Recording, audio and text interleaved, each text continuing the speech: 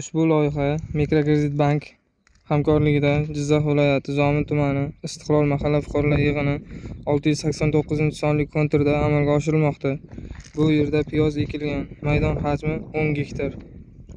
Bu yerdagi ekinlar zamonaviy usullar bilan parvarishlanmoqda. Hozirda ekinlar unib chiqish holatida.